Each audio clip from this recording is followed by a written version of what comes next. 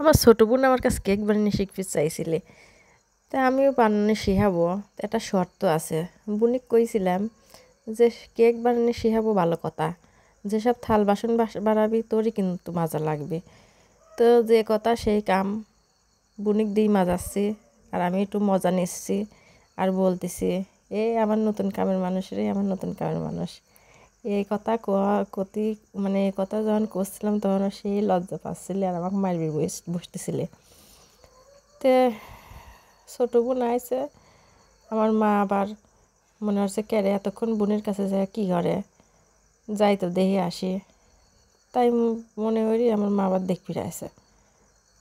আমার বাপ আবার মাগরিবের নামাজ পড়ি বাড়িতে এসে আমার মা আর বোনিক না পায় খুঁজতে খুঁজতে আমার বাড়ি চলে আসে, বুঝছেন।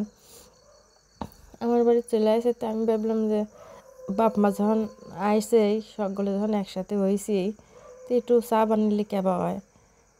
তো আমি এখানে চা বানালাম, চা বানায়া সকলে দিলাম, আমিও খাইলাম।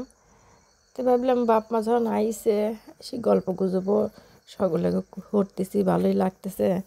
তে রাতের রাধা বাড়া আমি হরি, সকলে মিলেমিশে খাই। এইটা কতি কতি আমি নাদা পাড়ার কামে আগেছি আর চাটা খাই নাদা পাড়া শুরু করে দিলাম।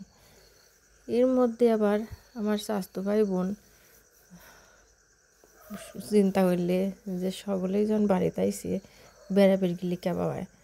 তো যে কথা সেই কাজ, আমরা বেড়াবেড় যাওয়ার জন্যই প্ল্যান প্রোগ্রাম করব। এই জন্যে স্বাস্থ্য ভাই বোনকে ডাক দিলাম যে আয় তোরা আইসি আমার বাড়িতে আয়, সব একসাথে বসে আলোচনা করে। তো ওরা বসে আলোচনা করতেছিল আর আমি নানতেছিলাম আর সকলের সাথে মানে মিটিংয়ে যোগ দিচ্ছিলাম যে কোনে গেলে কেবা হয়, কোনে বেড়ালে কেবা হয়। তো এই তো গল্প হতে হতে আমার রাতাপাড়া শেষ, তারপর আমি সকলে খাবার দিলাম। তো আজকের ভিডিওটা এই পর্যন্তই, সবাই ভালো থাকবেন, আমার জন্য বেশি বেশি দোয়া করবেন। আল্লাহ হাফেজ।